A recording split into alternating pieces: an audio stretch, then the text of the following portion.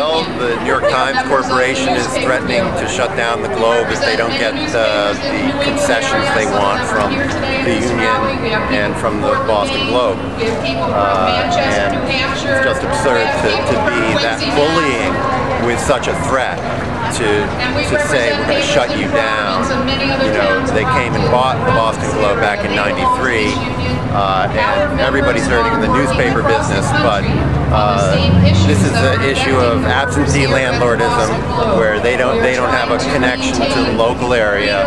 We have a lot of good Bostonians who I think could guide this thing back for everyone concerned, for Boston, for Greater Boston, Massachusetts, New England, the world. We have our own perspective. We have all the brains in Boston. You know, it's time to take it back. Maybe. I don't know. It's just shock. I mean, everybody I've spoken to always said, you know, I could understand the Herald going under. I could understand some of the smaller community papers, but a paper that New England and really the Northeast is just so reliant on, just incredible. And the way that the New York Times has done it too. I mean, when I can understand companies in a recession or an economic turmoil having to make sacrifices. But to cut sick days from union members who want to print the paper, who want to put food on the table and want to help get the news to people across the region, just a really dirty way to do it. And I won't be reading the New York Times. I get the Sunday Globe and then I read online.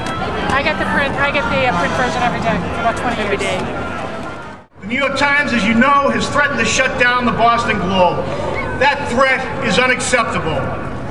The Boston Newspaper Guild, along with all of the Globe's workers, is intent on saving the Boston Globe. I dare say that Boston would lose some of its distinction as the hub without the Globe. We, as a city, need the Globe. It's been here since 1872. When an institution has had the fortitude to last that long, you don't toss it out like old news. I think newspapers are very important, and we always looked at them as the fourth estate and the tools to freedom. We kind of joke that northern New England is a suburb of Boston because we get our news first from the Globe. And we're also here today to tell the New York Times that the Boston Globe remains in Boston and it belongs in Boston. The Boston Globe is far too important to life in New England to ever be placed in jeopardy by the New York Times or anybody else. We have unions in this country because we have management like the New York Times Company.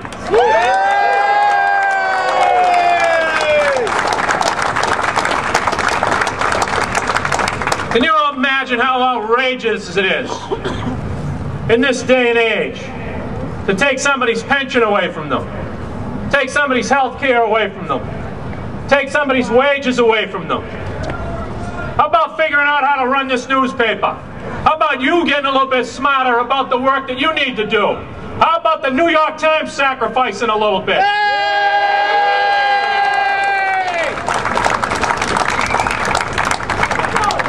Just blackmail, that's all it is. Let's see the millions and millions that Salzburger has.